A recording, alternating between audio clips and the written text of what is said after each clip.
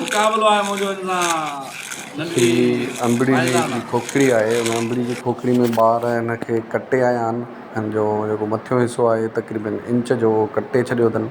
बाक़ी जेके तक़रीबन 3 साढा 3 या 2.5 इंच जी जेकी खोखड़ी आहे उहा बचा। हिन में अंदरि सीड हूंदो आहे, उहो हिननि कढी छॾियो आहे ॿार। उन खां पोइ हीअ खोखड़ी आहे, साॻी खोखड़ी में सोराख़ करे काठी हई अथनि। काठी में वरी हीउ धाॻो ॿधो आहे।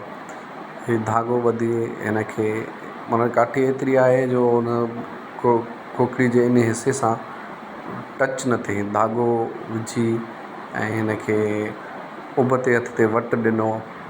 वटि ॾेई हिकिड़ी माना ॿारनि जे रांदि जो ॿारहाड़ी में जेको आहे हुनखे भिरणी चवंदा आहिनि। उहो भिरणी जी रांदीको करे छॾींदा आहिनि ऐं उहो ॿार हिन सां रांदि कंदा। हीअ वरी नंढड़ी काठी हणनि था जीअं धाॻो जेको अंदरि न हलियो वञे। पोइ हीअ ॾिसो हिकिड़ी तयारु थियल पई आहे। हीअ क्लास 1 जी जेकी आहे फ़ाइज़ा आहे, हुनजी भिरणी तयारु ठाही। हिन पंहिंजो पाण ठाही आहे।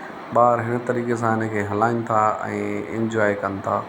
तमामु सवली आहे ऐं आसान तरीक़े सां ठाहींदा आहिनि ॿार। ऐं हीअ रांदि जेकी आहे मां पाण बि खेॾी आहे। असां बि पंहिंजे दौर में साॻियो या अंबड़ी जी खोखड़ी 2 हथ कंदा हुआसीं। हिकिड़ी खे कटे हिकिड़ी में काठी विझी कश्मीर जो धाॻो।